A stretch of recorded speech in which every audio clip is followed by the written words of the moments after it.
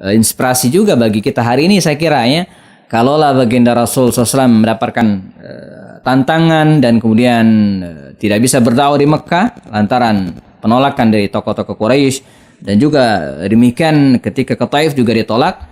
Ya, kita juga mungkin dalam kondisi seperti ini demikian nih, kita mengalami kondisi di mana tidak bisa keluar rumah dengan bebas, tidak juga berdakwah dengan bebas bagaimana biasa di masa pandemi ini ya, tapi kita tetap harus move on, tetap harus bergerak. Nabi juga demikian. Nabi move on, bergerak.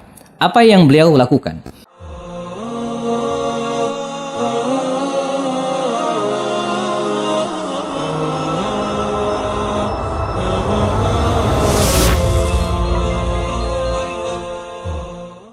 Assalamualaikum warahmatullahi wabarakatuh. Alhamdulillah, assalatu wassalamu ala rasulillah wa ala alihi wa sahbihi wa mawala ba'du. Teman-teman sekalian dimanapun berada, kita masih di program Belajar Sirat Nabawiyah melalui video-video pendek bersama saya, Happy Andi Bastoni. Kita sudah bahas banyak hal seputar kehidupan baginda Rasul Sallallahu Alaihi Wasallam, dan terakhirnya kita bahas tentang dakwah Rasulullah Sallallahu Alaihi Wasallam ke Taif. Ya, bersama dengan Zaid bin Haritha, beliau berangkat meninggalkan Makkah Al-Mukarramah menuju ke Taif. Kita pernah bahas bagaimana baginda Rasul berdakwah di sana sekitar 10 hari. Namun sayang, ya, beliau tidak mendapatkan sambutan yang positif. Bahkan beliau sempat diusir ya dari Taif, ya, dilempari batu oleh anak-anak kecil Taif pada waktu itu.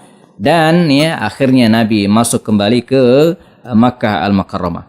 Nah, apa yang kemudian beliau lakukan ya setelah kembali ke Makkah ini, dan tentu saja dengan perjuangan juga ya, karena beliau tidak bisa masuk ke Makkah ya kalau tidak mendapatkan suaka politik ya, perlindungan, dan beliau mendapatkan perlindungan dari seorang tokoh yang namanya Mut'am bin Adi ya, yang sayangnya tokoh ini sampai kemudian Nabi hijrah ke Madinah, dan Mut'am ini meninggal dunia, dia tidak sempat masuk Islam. Tapi Nabi merasa berjasa ya atau merasa hutang jasa sekali dengan Mut'am bin Adi ini, sehingga beliau mengatakan ya dalam setelah perang Badar kata beliau, "Lau anna Mut'am hayyan," ya, andai Mut'am masih hidup dan dia meminta kepada saya untuk membebaskan tawanan ini, maka saya akan bebaskan. Namun sayangnya Mut'am sudah meninggal dunia.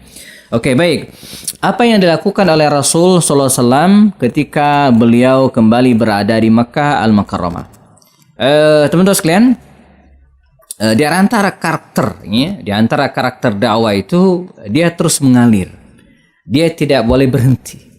Dan demikian juga dengan Rasulullah SAW. Beliau ketika berada di Makkah, dan tentu saja ya, kondisi Makkah sudah tidak kondusif lagi. Beliau sudah mencoba untuk berdakwah ke Taif dan tidak juga mendapatkan sambutan yang baik. Nah, apa yang dilakukan oleh Rasul Sallallahu Alaihi Wasallam, dan ini bagian dari inspirasi juga bagi kita hari ini saya kira ya. Kalaulah baginda Rasul SAW mendapatkan tantangan dan kemudian tidak bisa berdakwah di Mekah lantaran penolakan dari tokoh-tokoh Quraisy, dan juga demikian ketika ke Taif juga ditolak. Ya, kita juga mungkin dalam kondisi seperti ini demikian nih, kita mengalami kondisi di mana tidak bisa keluar rumah dengan bebas, tidak juga berdakwah dengan bebas bagaimana biasa di masa pandemi ini ya, tapi kita tetap harus move on, tetap harus bergerak. Nabi juga demikian. Nabi move on, bergerak. Apa yang beliau lakukan? Dikisahkan teman-teman sekalian, beliau memanfaatkan momentum ya, haji atau mausimul hajj. Jadi waktu itu sudah ada musim haji ya. Jadi setiap bulan Zulqa'dah, Zulhijjah ya, beliau atau orang-orang dari berbagai wilayah ya, dari Yaman, dari Syam ya, datang ke Makkah Al-Mukarramah ya, meramaikan ya musim haji ini. Ada yang tawaf di Ka'bah ya, dan tidak sedikit juga yang tujuannya untuk berbisnis ya, karena Makkah ya pada musim-musim haji tersebut terbilang ramai. Jadi bukan hanya saat ini ya, Makkah itu menjadi pusat keramaian karena dua hal ya, karena Ka'bah itu tersendiri, kemudian yang kedua karena Zamzam ya. Nah, musim ini dimanfaatkan oleh baginda Rasul SAW, ya, baik yang datang dari luar kota ataupun yang berada di sekitarnya, yang datang ke kota Mekah untuk berdakwah. Karena itu beliau mendatangi tokoh-tokoh, ya, baik yang pendatang maksud saya ataupun stay di sekitar Mekah, didatangi oleh beliau, ya, tokoh-tokoh dan kabilah-kabilah ini, ya, untuk diajak masuk Islam. Ya, di antara kabilah yang beliau datangi misalnya adalah kabilah Bani Kilab. Ya, Bani Kilab ini didatangi oleh baginda Rasulullah SAW dan diajak untuk masuk Islam, didakwai oleh beliau. Namun sayang, ya, Bani Kilab ini menolak ajakan Rasulullah SAW. Ada lagi, ya, Bani Hanifah. Ya, Nabi mendatangi kabilah Bani Hanifah ini, berdialog dengan mereka dengan cara yang sangat luar biasa. Namun sayangnya kabilah Bani Hanifah pun, ya, menolak dengan halus ajakan Rasul. Ini kabilah yang luar biasa, ya, nanti kita akan berkenalan dengan kabilah Bani Hanifah ini lebih detail, sebab ada tokoh-tokoh mereka yang terkenal, ya. Ada Sumama bin Uthal al-Hanafi, bahkan nanti ada seorang tokoh yang kemudian murtad, ya, namanya Musailamah al-Kadzdzab dari kabilah Bani Hanifah. Mereka menolak dengan halus dakwah Rasulullah. Kemudian ada lagi kabilah Amir bin Sa'sa'ah. Ya, kabilah ini didatangi oleh Rasulullah SAW, ya, dan terjadi dialog dan sempat mereka tertarik untuk menerima ajakan dakwah Rasulullah. Tapi mereka memberikan syarat. Apa syaratnya? Mereka meminta pembagian jatah kekuasaan. Nah, jadi kalau nanti mereka berhasil dan kemudian berkuasa baik di kota Mekah ataupun sekitarnya, ya, Amir bin Sa'sa'ah ini, ya, meminta kepada Nabi untuk share kekuasaan. Kata beliau, al-mulku lillah, ya, kekuasaan itu milik Allah. Jadi tidak bisa dibagi-bagi seperti ini, ya. Nah, akhirnya negosiasi pun mentok dan gagal, ya. Kabilah yang lainnya, dan ini cukup seru, ya, kabilah Bani Syaiban. Kabilah Bani Syaiban, kalau sebelumnya Nabi datang sendirian, ya, tapi kali ini tidak, ya. Nabi datang bersama dengan Abu Bakar Siddiq dan Ali bin Abi Thalib radhiyallahu anhu. Ya. Mereka mendatangi kabilah Bani Syaiban ini dan diterimalah oleh beberapa tokoh dari mereka, ya. Dan dalam banyak buku dikisahkan terjadi dialog, ya, seru, apalagi ada Abu Bakar Siddiq dan Ali bin Abi Thalib. Ya, mereka tukar pendapat, sharing ide, ya, dan seterusnya, ya, sampai pada titik akhir kata kabilah Bani Syaiban ini, ya, di antara mereka ada yang namanya Maghruq, ya, ada namanya Musni, ya.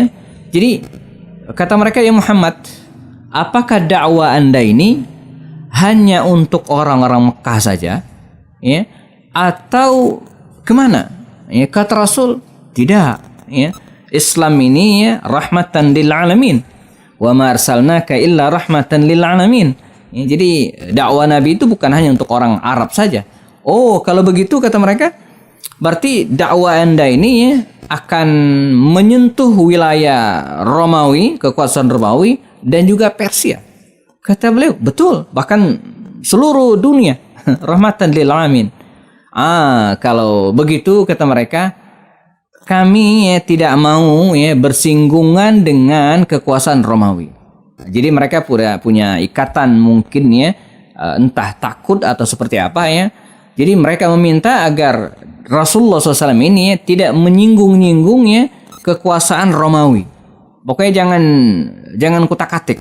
Kata Nabi, tidak. Dakwah ini, ya, menyeluruh seluruh dunia, siapapun, bahkan dengan meyakinkan bahwa kata Rasul, dakwah kita ini, dakwah saya ini akan melampaui kekuasaan Romawi, kekuasaan Persia. Ya, nanti kita ketemu hadis-hadis bagaimana Nabi mengatakan la tuftahannal Qastantiniyatu, bahwa Konstantinopel itu akan dikuasai oleh kaum muslimin. Demikian juga dengan Persia, ya, demikian juga dengan Yaman, demikian juga dengan wilayah Mafatih Syam, ya, negeri Syam, ya. Dan singkatnya akhirnya, ya, mereka menjelaskan bahwa kabilah Bani Syaiban ini punya ikatan perjanjian dengan orang-orang Romawi, juga dengan orang-orang Persia. Maka berdasarkan hal ini akhirnya mereka gagal, ya, tidak jadi menjalin komunikasi dengan Rasulullah SAW. Nah, ini beberapa kabilah yang ditawari oleh Rasul SAW dan gagal gitu ya. Tapi ada hal yang menarik. Selain mendakwahi kabilah-kabilah tersebut, ya, baginda Rasul sallallahu alaihi wasallam juga mendakwahi ya, personal. Nah, jadi dakwah antar lembaga ya, dan kemudian Nabi juga berdakwah secara personal. Nah, sebelum saya lanjutkan, saya ingin menganalisa dulu peristiwa ini ya dalam konteks kekinian, bahwa dakwah itu memang harus menyentuh semua lapisan masyarakat ya, semua golongan masyarakat. Jangan tokoh-tokohnya saja yang kemudian kita dakwai, tapi juga ya personal anggota-anggotanya juga harus disentuh dengan dakwah ini. Ya, kalau dalam konteks hari ini mungkin dakwah itu harus menyentuh lembaga-lembaga negara, ya dakwah itu harus menyentuh lembaga-lembaga organisasi masyarakat. Tapi pada saat yang sama kita jangan lupa dakwah juga harus menyentuh ya personal di antara masyarakat itu sendiri. Kan itu Nabi pun menawarkan ya Islam ini kepada beberapa personal ya tersebut. Dalam sejarah misalnya ada seorang penyair cerdas ya, asal Yathrib Madinah ya, dia dijuluki dengan Al-Kamil ya. Julukan ini disematkan kepada tokoh ini lantaran dia memiliki kesempurnaan yang luar biasa. Seorang penyair, seorang tokoh muda, seorang yang dihormati ya, dialah Suwaid bin Samit. Suwaid bin Samit diajak oleh Rasul masuk Islam. Dia datang ke Mekah untuk melaksanakan haji dan berdialog dengan baginda Rasul. Dia pun masuk Islam. Maka para ulama menjelaskan ya, Suwaid bin Samit ini ya min al-sahabah ya, dari termasuk sahabat baginda Rasul. Walaupun ya tidak lama setelah tiba di Madinah, dia terlibat dalam perang saudara yang berkecamuk di Madinah waktu itu, namanya perang Bu'ath, dan dia pun meninggal dalam perang tersebut sehingga tidak sempat membersamai Nabi ya.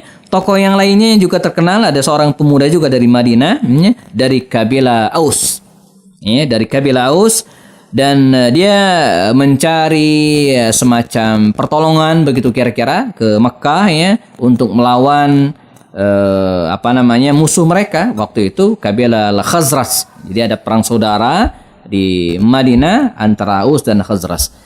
Allah Subhanahu wa taala mempertemukan Iyas bin Mu'adz ini ya dengan Rasulullah SAW, oleh Nabi didakwahi ya, dan riwayat menjelaskan ketika dia pulang ke Madinah Al-Munawwarah, dia sempat meneriakkan kalimat-kalimat tauhid ya, takbir, tahlil, dan kalimat-kalimat tauhid yang lainnya atau kalimat-kalimat thayyibah yang lainnya. Dan sebagaimana Suwaid bin Samit ya, dia pun meninggal dunia dalam perang saudara tersebut ya. Sehingga para ulama menyimpulkan Iyas bin Mu'adz ini termasuk juga ya sahabat Rasulullah SAW. Yang berikutnya dan tak kalah menarik adalah seorang tokoh yang silakan teman-teman tebak ya. Saya menjelaskan dulu karakternya, nanti di ujung silakan tebak sahabat Nabi ini siapa ya. Dia seorang sahabat yang tinggal ya di pinggiran kota Madinah Al-Munawwarah. Suatu saat dari kabilah-kabilah yang lewat ya, dan kemudian dari informasi yang didapatkan, dia mendengar bahwa di Makkah Al-Mukarramah ya, ada seorang laki-laki yaz'umu annahu nabi, yang mengaku dirinya sebagai seorang nabi ya. Dan karena penasaran, lalu ya, dia mengirimkan salah seorang saudaranya ke Mekah ya, mengirimkan saudaranya ke Mekah. Dan ketika pulang dia laporan, oh betul ada seorang pemuda ya, Muhammad namanya, mengaku dirinya nabi dan bikin heboh kota Mekah. Bahkan kata dia sudah banyak di antara anak-anak muda bahkan dari Madinah yang masuk agama ini, agama Islam tentu saja ya. Nah, karena penasaran ya, maka dia datang sendiri jazakumullah ke Mekah ya, dia tawaf ke Ka'bah, dan selesai tawaf ya, dengan tradisi bangsa Arab pada waktu itu, dia duduk santai di salah satu pojokan Ka'bah begitu kira-kira di depan Ka'bah ya, dan memperhatikan sekitarnya, kira-kira ada nggak orang yang bisa ditanya ya tentang kemunculan ya laki-laki yang mengaku dirinya sebagai nabi ini. Kata Allah ya, di sampingnya tidak jauh dari dia ya ada Ali bin Abi Thalib ya. Kata dia, anak muda ya, saya mendengar Makkah ini sedang heboh. ada seorang laki-laki mengaku dirinya Nabi. Anda tahu nggak berita tentang hal itu? Oh ya, kata Ali bin Abi Thalib. Tahu. Siapa dia? Muhammad, sepupu saya. Maka ceritalah Ali bin Abi Thalib tentang dakwah. Jadi demikianlah jalan hidayah, teman-teman sekalian ya. Saya nggak kebayang ya kalau di sampingnya itu ada Abu Jahal atau Abu Lahab atau tokoh-tokoh Quraisy yang lainnya gitu kan, dan memberikan informasi yang negatif tentang Rasulullah, maka ceritanya beda. Tapi ini Ali. Maka Ali bin Abi Thalib mengajak laki-laki ini, nah, silakan teman-teman tebak siapa orangnya ya, menemui baginda Rasul SAW dan berdialog, ya, ngobrol, ya, kemudian dia bertanya dan Rasul menjawab wa aslam, dan akhirnya dia masuk Islam. Nah, tidak seperti yang lain.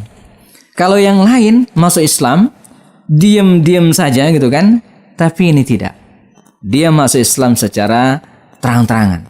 Dia datang ke Ka'bah, depan Ka'bah dan memberikan informasi bahwa dirinya masuk Islam. Aslam tuh, saya masuk Islam ala dini Muhammad. Oh, digebukin dia yang hukumullah, dipukulin sampai babak belur.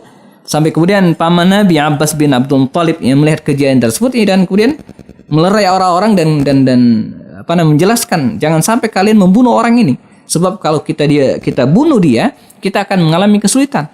Karena kita harus lewat pinggiran kota Madinah kalau pengen ke Syam. Kita pasti akan diboikot, akan dihalang-halangi oleh kabilah laki-laki ini.